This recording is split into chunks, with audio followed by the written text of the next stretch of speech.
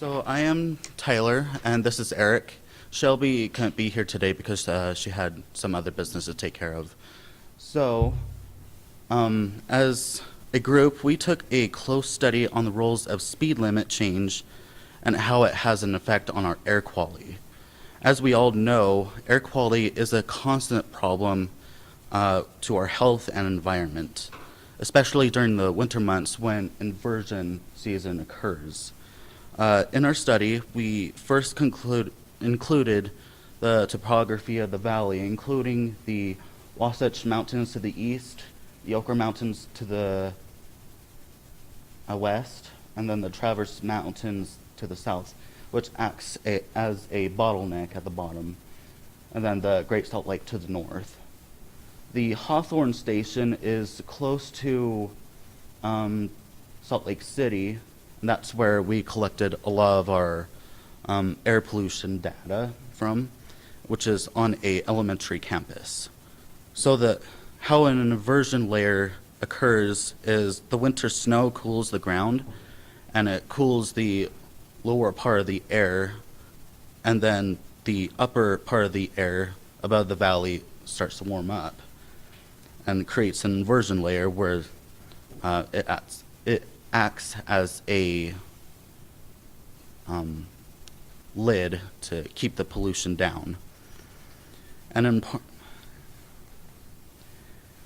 important fact to consider to contributions to our air quality is that vehicles or mobile sources accounts up to 46% overall on all total emissions produced.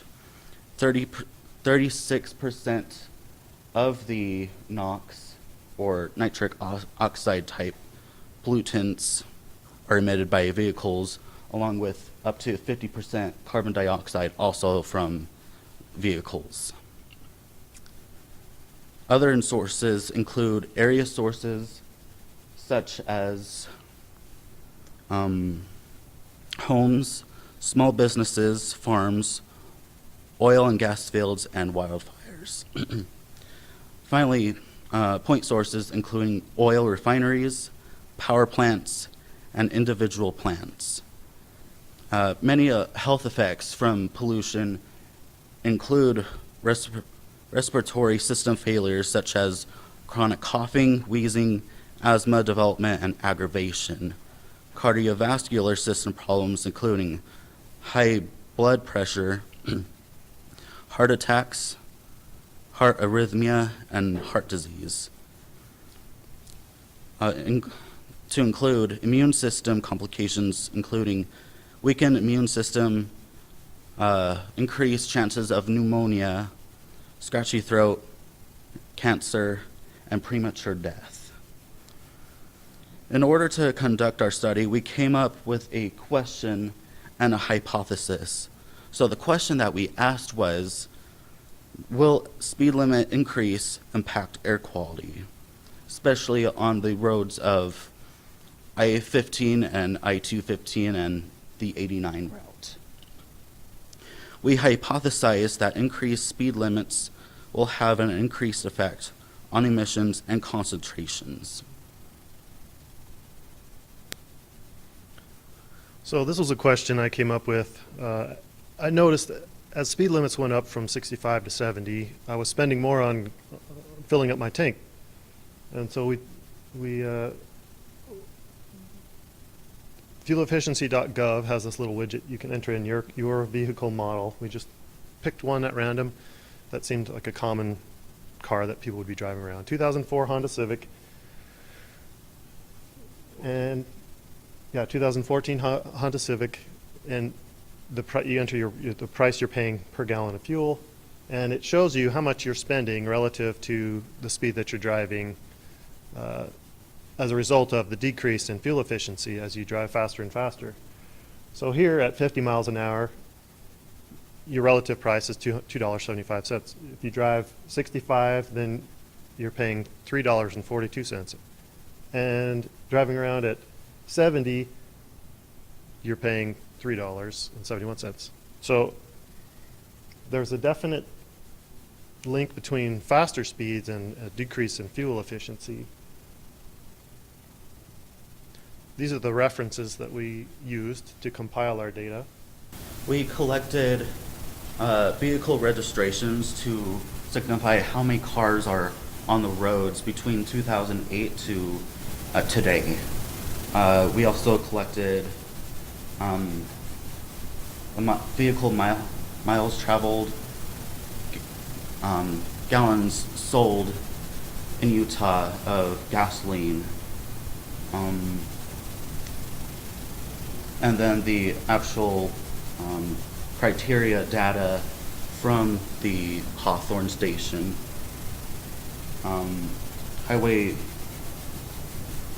vehicle emissions and population growth. And these are all the data sources that we collected that data from. So here's the first set of results that we came up with. We see a steadily increasing population and the number of cars, and also an increase in the number of, or the amount of fuel sold in Utah. This is just gasoline.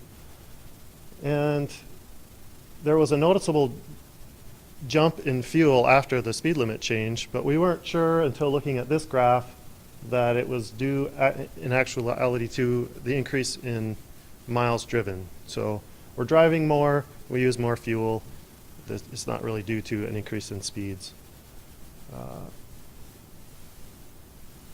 We selected carbon monoxide and NOx because those are primarily produced by, or the majority of it is produced by on-road vehicles, highway vehicles, and we see a decrease in over time of those emissions. This is due to the improvements in fuel standards and vehicle efficiency, and those are also primary pollutants which contribute to the formation of particulate matter and ozone, which are secondary pollutants. Here we have a graph of both of those secondary pollutants are also decreasing, and the limits, the dotted lines are the national ambient air quality standards for those two pollutant levels.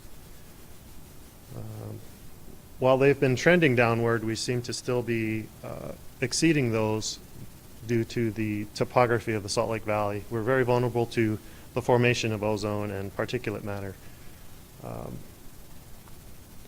So part of what influences, or we found that a greater influence in fuel economy is aggressive driving and traffic congestion. There's not much we can do to resolve traffic congestion, but we can decide on how we drive. If you speed, or if you accelerate quickly or brake quickly, that can reduce your fuel efficiency anywhere from 15 to 30% on the highway and anywhere from 10 to 40% in the city.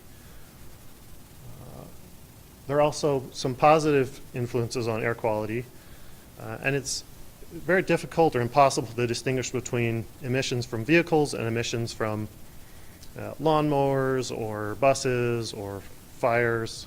The sensors just pick it up and that's what they read. There are a lot of, so I wasn't aware that a lot of these programs existed, but you can exchange, the Department of Air Quality has exchange programs for lawnmowers and snow blowers, wood stove conversion, if you want to, they're trying to get people to change over from wood burning stoves to gas or electric, and a clean diesel program, which small businesses or companies with a fleet of vehicles can receive money to upgrade their vehicles to cleaner burning versions. And UTA took advantage of that, and 3/4 of their buses are now electric, hybrids, or clean diesels. Also, Kennecott closed 3 of its 4 coal-fired power plants in Magna, and the improvement in fuel standards.